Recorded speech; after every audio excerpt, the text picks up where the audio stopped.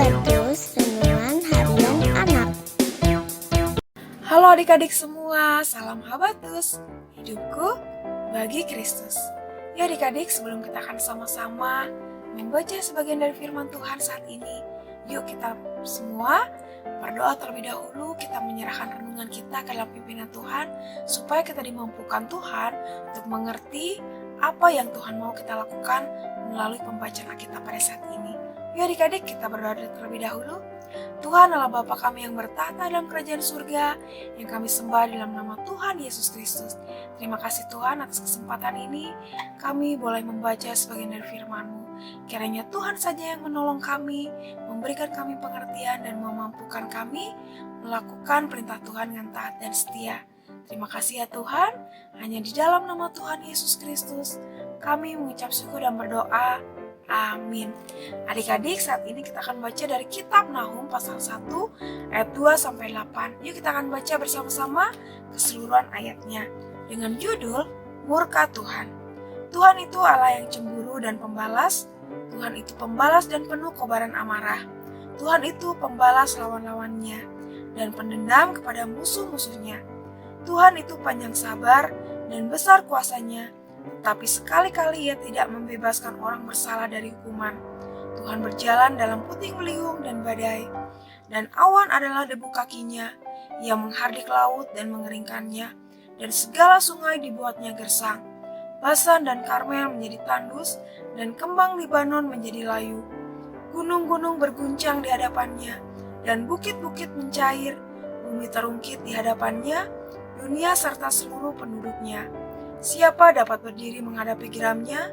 Siapa tahan terhadap murkanya yang menyala-nyala? Luapan amarahnya tercurah seperti api, dan gunung-gunung batu roboh karena Dia.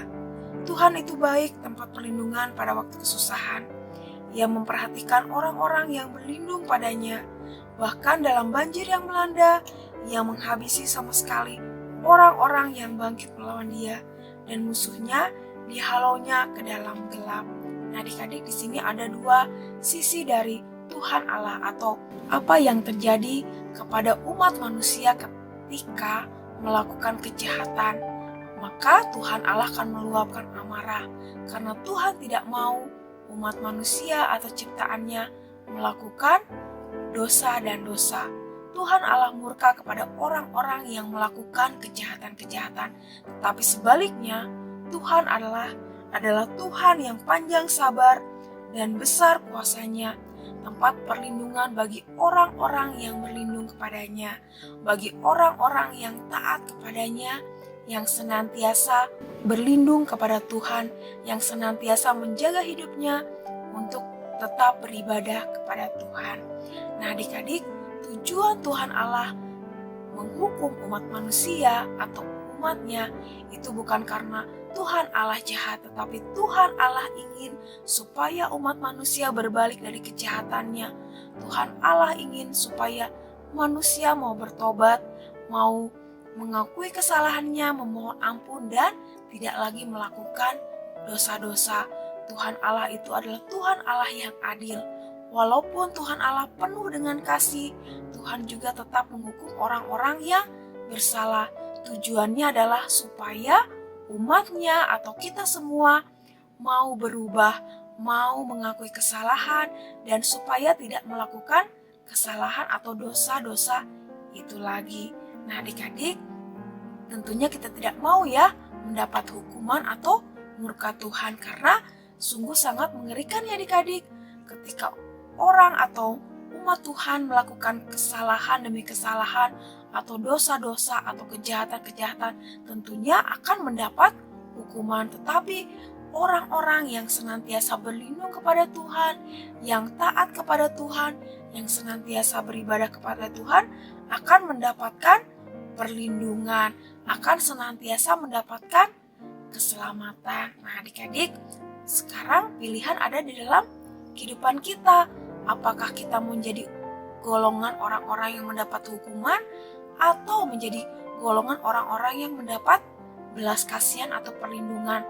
Kalau Ibu Iin memilih orang-orang yang mendapat perlindungan adik-adik, tentunya kita semua sama ya, ingin menjadi orang-orang yang senantiasa dilindungi oleh Tuhan. Kuncinya adalah tetap taat, tetap rajin, mengiring Tuhan dengan setia, dengan sungguh-sungguh, dengan segenap hati, senantiasa berdoa, rajin membaca firman Tuhan, dan mau melakukan perintah Tuhan dengan taat dan setia. Tentunya itu tidak mudah ya adik-adik. Tetapi mari kita terus mendekat kepada Tuhan, memohon kekuatan Tuhan untuk memampukan kita senantiasa taat kepada Tuhan setiap waktu. Demikian firman Tuhan pada saat ini mengajarkan kita, mengingatkan kita untuk senantiasa taat kepada Tuhan, senantiasa mendekat kepada Tuhan supaya hidup kita senantiasa dilindungi oleh Tuhan, bukan hidup yang mendapat hukuman. Nah, adik-adik yang masih suka nakal, yang masih suka berbohong, yang masih suka membuli atau melakukan kesalahan-kesalahan atau kejahatan-kejahatan yang lain, yuk kita mohon ampun, kita bertobat kepada Tuhan dan mau dibentuk oleh Tuhan supaya kita tidak melakukan hal-hal itu lagi. Mau ya adik-adik? Iya, puji Tuhan. Yuk kita berdoa supaya kita dimampukan Tuhan setiap saat untuk menjadi anak-anak Tuhan yang baik.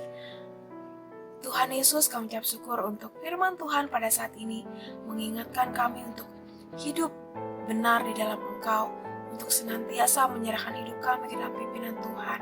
Kami tidak mau Tuhan mendapat hukuman, tetapi kami mau senantiasa hidup di dalam perlindungan Tuhan.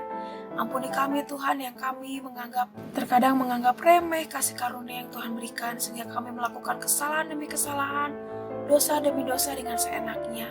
Ampuni kami ya Tuhan, dan mampukan kami untuk berani mengakui kesalahan kami dan dosa kami, dan mau dibentuk oleh Tuhan untuk tidak melakukan dosa-dosa itu lagi.